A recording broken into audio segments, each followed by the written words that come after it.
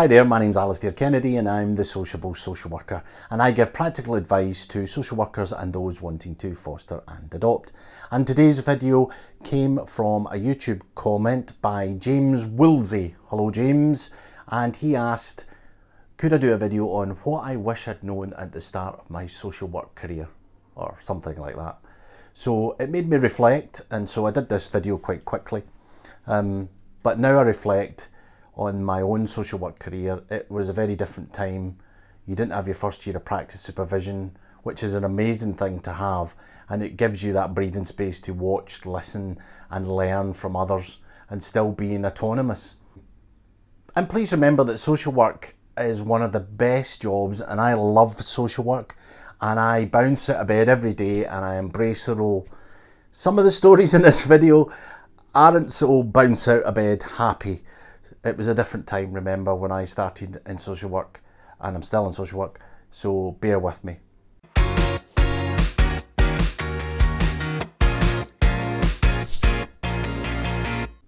So what did I wish I knew before I started my social work career? Well, one thing, the learning never stops, operationally and practically and training wise as well. When I first started in social work, I started in a kind of generic family support team in the centre of Glasgow, with 95% of my clients had drug or alcohol issues. And it sounds cliched, but I kind of wanted to engage in a meaningful work that would make a change, whether that change was big or small. But I wish I'd known how quickly the time would have gone and how busy you get, but also at the same time how emotionally affected that you can be. So I always say to people, and in my newly qualified social work video, I always talk about people keeping well, staying healthy and looking after themselves. And I remember one night taking a 12-year-old to a secure unit, and she had been pimped out by her father. She had been given heroin, and he was a big time gangster. He had tentacles everywhere. And it seemed the only place that we could really keep her safe was in secure. Now with hindsight, I'm not sure that probably was the best place, but it was a different time and there wasn't the resources that we have now. And also the police should have dealt with him probably a bit better, but it's not their fault either. And she panicked in the car, and no wonder. She threatened then, she was so scared that she threatened to defecate in the car. My work colleague and I tried to calm her down, but then she did defecate in the car and soiled herself. And I was just thinking to myself, what am I doing? This is not what I joined up for social work for. What are we doing to this girl? And then 2 weeks later, I remember getting an envelope in the post, and I thought, oh, what's this? And inside it was a 50 caliber bullet, which is probably about this size. And luckily I played Call of Duty at the time, so I knew what a 50 caliber bullet looked like. And on it was my name, and obviously this was from her father. And I knew he didn't have a gun big enough to fire it from a Call of Duty experience. But it was it was terrifying, but it was like dark humour as well. When we took it into to work, people were saying the thing, where are you going to get a gun to fit it? You know, dark humour gets you through, and that camaraderie. On a more professional level, I wish I'd just known how much more there was to learn beyond the social work degree and my previous experience as a youth worker, and that all the training that I would need to do to keep abreast of legislation and to look at trauma and some of the things that were really new to me, like working with children and young people with eating disorders, children with mental health. Those things I had to learn an awful lot of, I had to do an awful lot of training in to become confident and competent. Another thing I always suggest is always kind of remain calm and empathic. Working in a child protection team, and I advise everybody, if you're just about to graduate, get a job in a child protection team and do your tour of duty. Do your 3 or 4 years of child protection. It'll help your career and it will advance your learning. Learning curve like that, absolutely. But within those teams, in any social work team, you always need to remain calm. Now, remaining calm is different from being detached, and there is a real difference. And clients will pick up if you're just detached from stuff. And despite how chaotic clients can be, you still need to remain, empathic. So if someone gets in your face and they say, I don't know, your mum's a cow, then you need to stay calm. If they then repeatedly say something to you, you need to stay calm. It's only words that are there to elicit a prescribed response. If it gets too much, take the power back, close the conversation down. Also, shameless plug coming up, I have a video on how to deal with difficult clients, and you should actually look at the practical solutions. I talk about conversations with difficult clients. You should go and watch that. Learn to deal with corporate change. When I was a young social worker in the family support team, I went on holiday for 2 weeks, came back, and my desk was gone, and I had been moved teams to a different office, and all my stuff had been packed up in a box. Now, was that hard? Yes. Did I know where I was going? No. I was then told I had to move jobs, and I was part of a youth justice team. That was fine, I thought. I went to the local office. I didn't even have time to empty my box, and I was moved again to a next office. We cleaned down everything, and then I was moved again. Basically then they said, well, what you should do is go work at home. So I worked at home for a couple of months, and bear in mind this was before the internet? I don't know, God, am I that old? It was before the internet. I'm that old. Yeah, it was before the internet. So I don't know what I did at home for 3 months. Anyway, I had to deal with the corporate change and just get on with it. Anyway, I always say to students, get used to corporate change, take it in your stride. Reorgs, they come and they go. In my career, I think I've been made redundant twice. I've been consulted 3 or 4 times on different roles, sometimes for the same role. Things have a way of kind of doing a revolving door, and they come back. It's usually when new management or CEOs take over.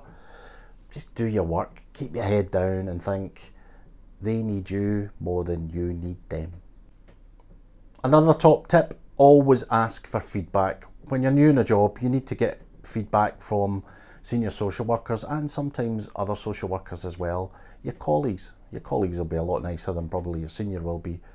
But don't be like a puppy. Don't be like a puppy dog. You don't need to be puppy walked. You're a social worker. You trained. You did 4 or 5 years training. You need to be resilient and innovative. And a kind of example of that, and I did get into trouble for this, was I went out on a child protection visit, which the woman was expecting me to come, by the way. And I can't even remember why we were going out. It was something to do with drugs anyway. And I went to the house. She knew I was coming. She was dealing drugs at the front door. She let me in. She was intoxicated. The house was that deep in dog poo and cat poo, and there was bodies everywhere of drug users. There was a pile of drugs, and I couldn't find the kids. I eventually found the kids. One was down the back of a bed between the headboard, and it was a young baby between the headboard and the mattress, and the other child was under a cot. So what I did, which you're not allowed to do, was I removed those children. I just picked them up. I thought, I can't leave these kids here. I just can't. So I picked the 2 kids up. Nearly thought I'll take the dog as well, but no, I left the dog. Picked the 2 kids up. I took them out. Everybody was shouting and screaming. I went down the stairs, across the road. I think it was in Scotstoun. Went across the road. You'll not know where Scotstoun is. It's in Glasgow somewhere. It's actually quite a nice place. Went across the road and went to the phone box. No mobile phones. And I phoned my senior, who said to me, What do you mean you've taken the child? You can't do that. You can't just remove children. I said, yeah, but it was really dangerous, and I didn't know. There was all these blah, blah, blah, blah, blah. I went into the whole details. He said, go and put them back. Just go and put them back. I said, well, I'm not going to put them back. It's too unsafe. So I ended up hanging up on him because he just lost the plot. And I phoned the police. The police turned up. We went up to the house with the kids, with the police. They came mob handy. There was about 8 of them. There was a guy I knew actually from where I grew up, and he was in the police. And he said to me, yeah, we'll all come up. So we went into the house. People were arrested. She was arrested. We took the kids into care, foster care that night.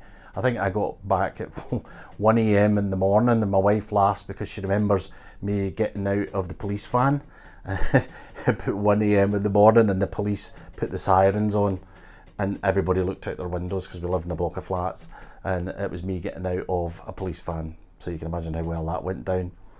The good thing about the story was that the woman got 10 years for dealing drugs. Find an ally. It always helps to buddy up with people. When I first went into a child protection family support team, I knew somebody called Paula and someone called Bev, and they were so good. They were social work assistants. They were so good at showing me the ropes. They taught me how to do contact positively, what to look out for in contact, the practical skills around communication, because sometimes I was getting fumbling over my words and I was getting caught up in the this is the legislation and this is what we're doing and la la la, when actually they were really good at teaching me just how to communicate clearly and concisely with people on a kind of level that they understood. And without their experience, I really would have floundered. Ask for help. I always say to graduates, if you're struggling, please ask for help. I know it takes quite a lot to do, and you might think, well, I'm a trained social worker and I should be doing this, and I shouldn't give I'm letting myself down by telling my senior that I'm struggling. But at one point I had a massive caseload, and I was newly qualified at about 70 families. I had a family that had 12 children, one on the way, and 6 of them were on the child protection register, which means I had to see them every week. They were a great family, and there wasn't a lot of work to do.